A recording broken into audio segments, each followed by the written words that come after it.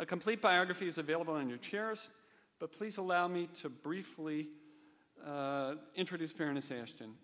She's the European Union's first High Representative for Foreign Affairs and Security Policy and Vice President of the European Commission. In her capacity as High Representative, essentially the EU's foreign minister, Baroness Ashton also serves as the head of the European External Action Service, the EU's foreign service, President of the European Defense Agency, and President of the Foreign Affairs Council. She's also currently serving as the lead negotiator for nuclear talks with Iran. And during her impressive political career, she's also served as the European Commissioner for Trade, Lord President of the Queen's Privy Council, and leader of the House of Lords. In this last role, she was responsible for steering the EU Treaty of Lisbon through the UK's upper chamber. In 1999, Ashton was made a life peer by then Prime Minister Tony Blair, confirmed by the Queen, bestowing upon her the title of Baroness of Upholland, where she was born. Baroness Ashton was educated at Bedford College in London and was the first woman in her family to receive a degree. Please join me in welcoming to the stage Baroness Catherine Ashton.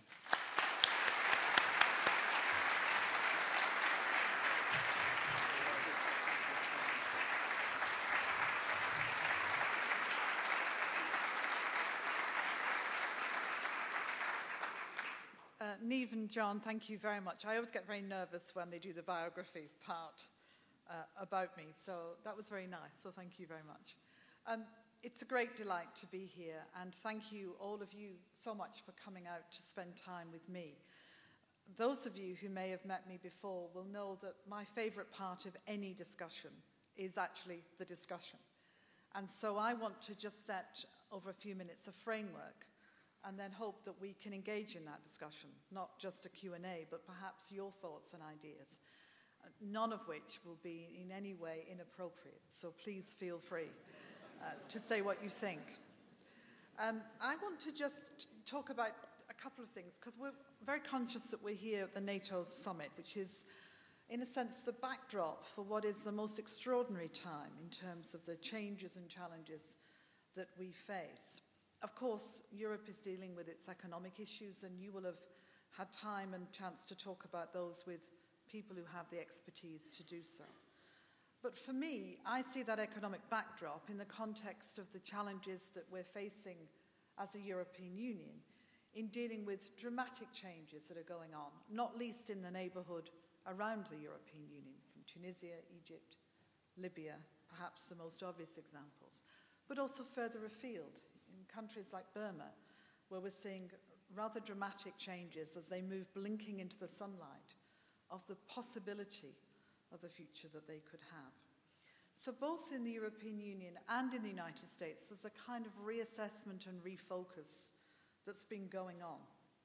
But as John said, really, the partnership that we have between us, based on history and culture, but more than anything, based on the shared values that we hold, is what makes this partnership between the European Union and the United States so critical to everything that I believe that we do.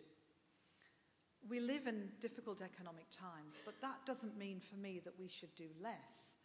It means we have to do better with less. And that the European Union especially has to retain its commitment to shoulder its part of the burden of dealing with issues that I would frankly call global security issues. The role that was created, that I embody, was 3 jobs, in a sense, pushed into one. But its main purpose was to try and get the European Union to be able to develop the breadth of a foreign policy, security, and defence strategy that also encompassed within it development, trade, and economic life in general.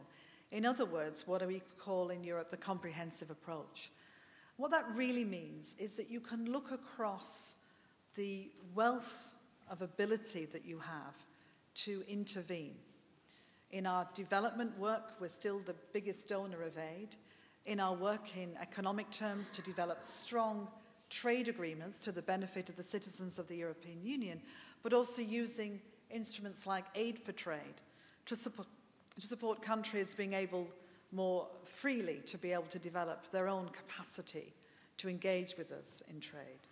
It means thinking about governance, the rule of law, the kind of issues that are so critical to many countries, and then thinking too about the security issues in the broadest sense.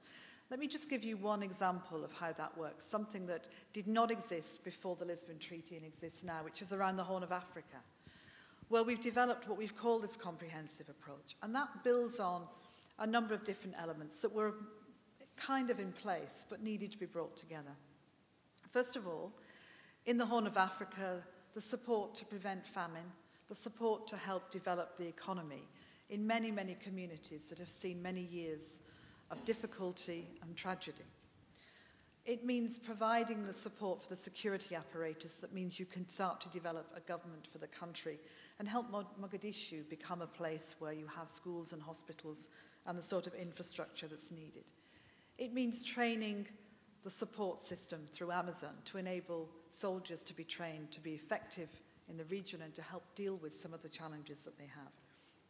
It means having 12 ships off the coast of Somalia under the Atalanta mission, which remains under my political control but is a military mission, run actually out of the UK on behalf of the European Union, but where the purpose is very clear, which is to deter piracy, to support the World Food Programme delivering the aid to people who are suffering terribly, but also to prevent piracy from taking place. And last week, developing its mission further to actually try and stop the pirates being able to launch their boats from the beaches by actually attacking the boats on the ground. And then working on maritime security, helping those countries most directly affected by what's happening in piracy, from Kenya to Tanzania down to the Seychelles, Mauritius, other countries, to be able to develop their own ability to patrol their waters and to deal with pirates directly. Working with the International Maritime Organization to support those companies who are sending their ships into the area to make sure they know how to deal with any attempted piracy attacks, and to work with us to stick within the shipping lanes that will make sure that they are safe. And making sure too that the development of coastal security is well established, and helping the leadership of those countries in the region to support what could happen in Somalia and the fledgling governments that can develop there now. So all of that is about the comprehensive strategy. And all of that needs to be coordinated properly, which is what the service does under Pierre Vimont. It's what we try and do within Europe, is make all of that work effectively together, not just from the European institutions, but also from the 27 member states who are a critical part to that. So that's an example of what I mean by a comprehensive approach. Did not exist before Lisbon, existed in a fragmented form, does exist now, and is something on which we have to build.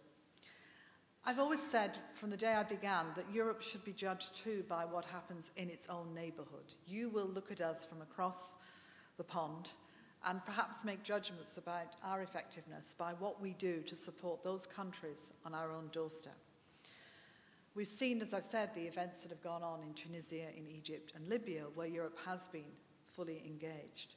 But also we're seeing changes going on in countries like Jordan and Morocco, where the reforms are beginning to take shape, more to do, but being led, in both cases as it happens, through the monarchy.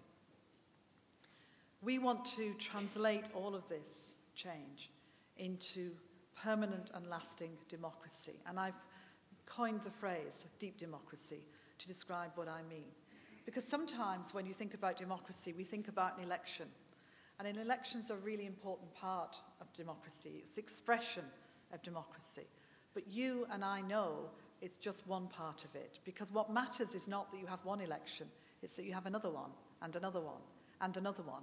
And that you can throw a government out as well as elect one. And that you can rely on the independence of the judiciary, a police force that works for you. That you can have an administration that's not corrupt. That you can have freedom of expression, freedom of speech. That you can have a thriving civil society of people who in their own way hold those institutions to account. Deep democracy, democracy with roots. And it takes time, but you need to put the saplings in the ground if you're going to have the deep roots. So what we're engaged with is trying to help those countries understand and develop that deep democracy. When I went during the fighting to Benghazi in Libya, I met a lot of extraordinary people. But I remember particularly meeting one young person who, in this group of young people I was talking to, said very simply, "We want what you've got. You wake up every day and you have democracy. It just exists for you. You don't have to think about it. It just is there. That's what we want."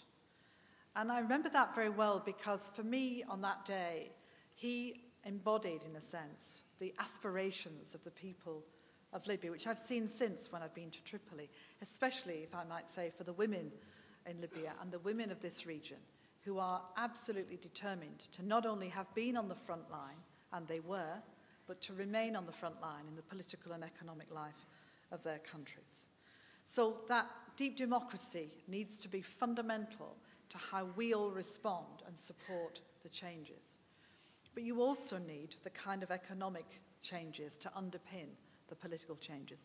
If people don't have jobs or a future for their children, or in some cases are worried about whether they're going to have enough to eat in the future, it's hard to think great thoughts about a democratic future. You need to also have that strong underpinning of the economy. Again, back to my point about doing better with less. I think the European Union, again, has a big job to do in helping to support the economic life of our neighbourhood. Not just in terms of the ability of the institutions to be able to give support, but what we can leverage. And in both Tunisia and in Jordan, we've developed this concept of a task force, which we will roll out in other countries too, not just necessarily in our southern neighbourhood, but as a model of how you bring together the different aspects of economic life within the sense of political life too. So what we've tried to do is use the leverage of the resources that we have within the institutions to be able to bring in the financial institutions, the European Investment Bank, the Bank for Reconstruction and Development, to be able to bring in the World Bank, to be able to support the Africa Bank being part of this, to bring in as well the politicians, members of the European Parliament, to work with the politicians in these countries, not just on how you develop democracy, but also how you build the kind of economic aspects to democracy that are going to be so important. How you work on developing small businesses, the backbone of any society. How you support infrastructure development to be able to support your economy. Building of roads, building of houses, building of the capacity for people to invest, to help to support what I've described as change without chaos. We've managed to do that in a way that has been, I think, reasonably successful. So in Tunisia, we were able to translate our resources into 4 billion euros over 3 years, and to bring, as well as all of those institutions, many private sector companies who came to be on television with me and explain how they wanted to invest in that country.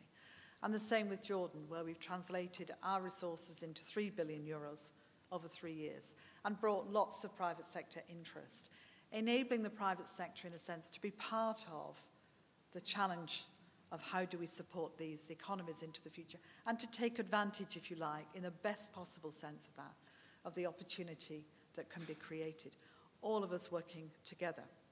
It's a different kind of comprehensive approach, but it fits for me because it's what I've described as economics meets politics.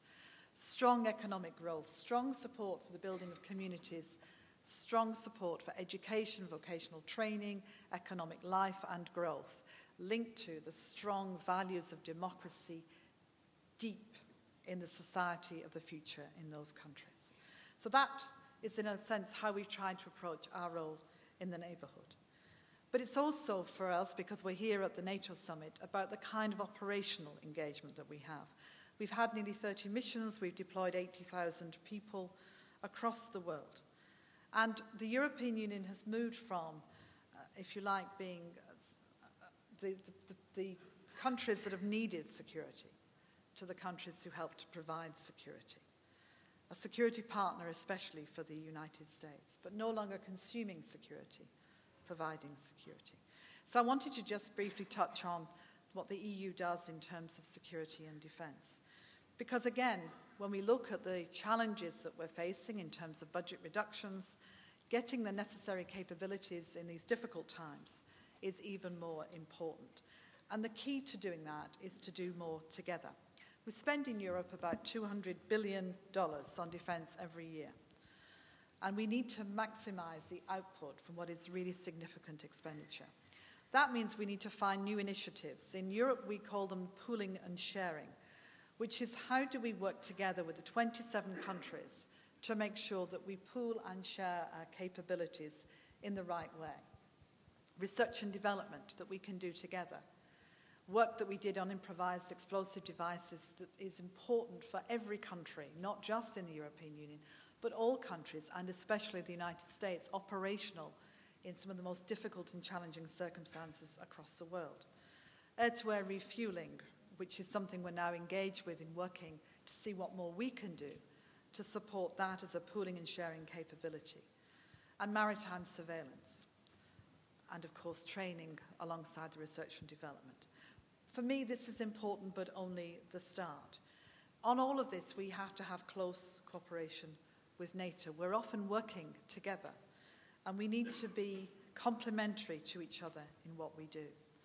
I think there's some really excellent examples of NATO's partnership with the European Union, our work with the United Nations, with the OSCE, and other organizations.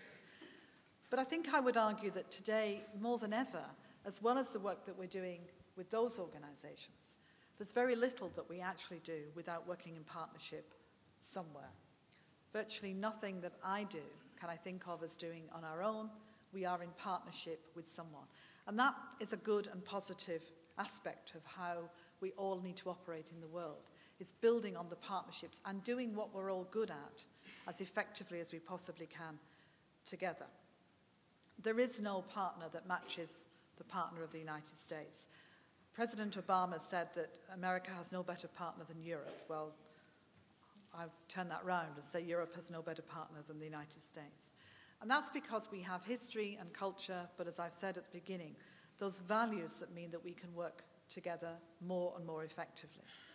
Last year we signed a framework participation agreement, which means we can work even more closely when the European Union is doing its common security and defence missions.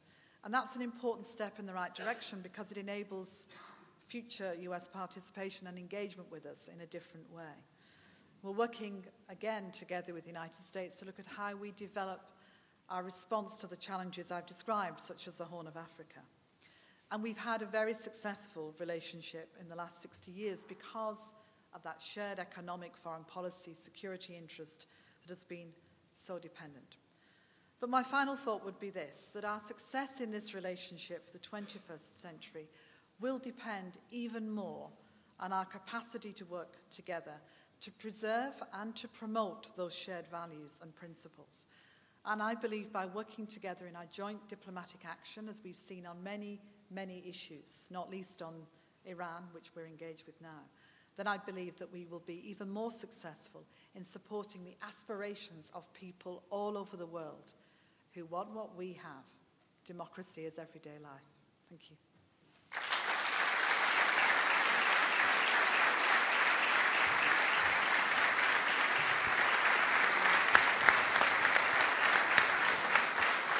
Thank you very much. We have very limited time for question and answers, so if we could, yes, right there, please. Yeah. Hi, Baroness Ashton. Thank you so much. That was wonderful, and thank you for being in Chicago. My question is, if Israel, kind of shifting the focus with Iran, if Israel felt the existential need to strike Iran, what do you think the European Union's response should be or would be? First of all, it's great to be in Chicago. I went to Chicago Cubs versus White Sox. It was my first baseball match. My daughter's at university in the States, and she taught me the song, so I sang after the seventh innings. And I'd gone to support President Obama's team, but sat next to the secretary who supports the other team, so I was classic European divided position. The serious question that you've asked, look, the purpose of going to Baghdad is to try to move forward step by step with Iran to find a way in which we can address our concerns and reach a satisfactory conclusion. I won't say more than that at this point for reasons that you'll understand. In doing that, we discuss with a number of different countries who have an interest and who are very concerned about the situation. And I hope that we'll all move forward together. Next question. Yeah, right here, please, in the third row. After World War I, the protectorate of Iraq was under British control for a period of time.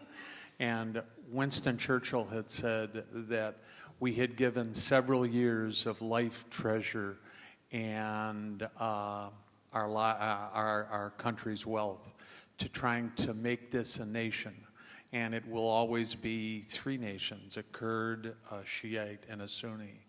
And Afghanistan appears to be a tribal nation. Does a country have to be ready to have a democracy? And if so, how can we implant those seeds that prepare it? That is my fear.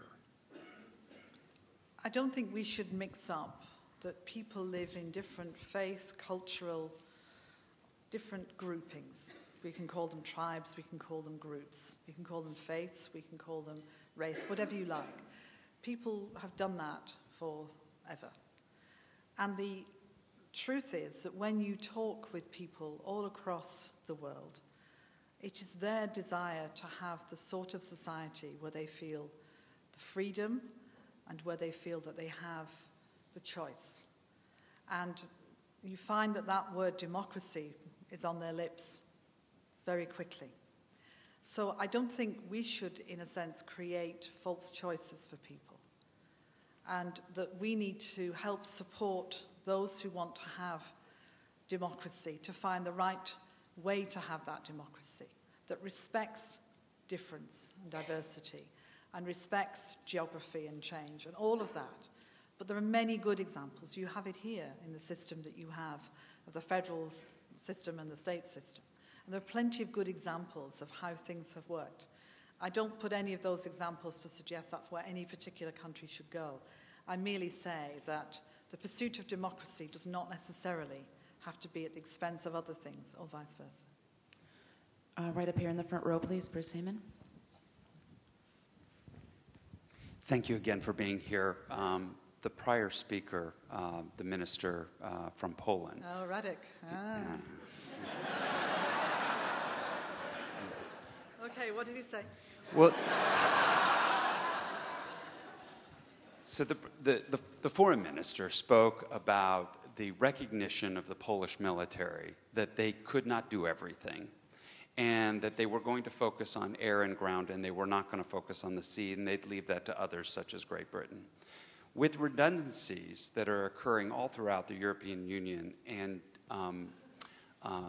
resources that are quite limited now, how do you see the European Union working more closely together and countries separating themselves from their nationalistic instincts and recognizing that they have a shared value system and they could sacrifice some of the things that they valued so much?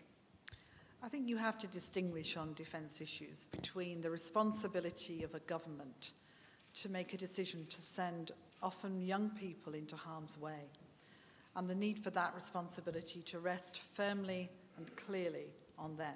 It's a heavy responsibility. As a government minister myself, I remember the sense of that, but it is that responsibility. And the ability to, within the resources that you have, work collaboratively with your allies, in which case the European Union is an obvious grouping of allies who have common views, common values, and will be engaged very often in a common way. And one of the things that's just beginning, because we're at the very beginning of the post-Lisbon world, and although people have high expectations, sometimes I think too high for the beginning, we're trying to work through what does this mean? How do we translate this into a way that enables the expertise that may exist in a country like Poland to be balanced with expertise that may exist elsewhere? And whether that is groupings of countries coming together. The French with the British have had very successful collaboration in the most recent times. Whether it's countries in Central Europe working closer together, and how you put that into the framework of the 27. And what I'm trying to do is give the space, the political space, to have that discussion between the 27 defence ministers, because I chair the meetings that they hold together with the foreign ministers, in order that you have a sense of what is the political dimension? How do we make this collaboration be effective? The obvious things are the things we have to do first. Research and development, because everybody needs that. But if you do it together, you can have great synergies and you can have great economies of scale. Working out on training, helicopters we've worked together on as well. I mentioned improvised explosive devices. I've mentioned refueling. All of those things, which are good and essential aspects of what any country might need, but actually we can do the work on together. And then to build from that, to see where this takes us. Always thinking about our collaboration with NATO too. So that's what I want to try and do, is provide the framework and the space that we can develop that effectively. Ladies and gentlemen, I'm very sorry, but this is all that we have time for today because Baroness Ashton has another meeting. But please join me in thanking her for taking the time to talk to the Council.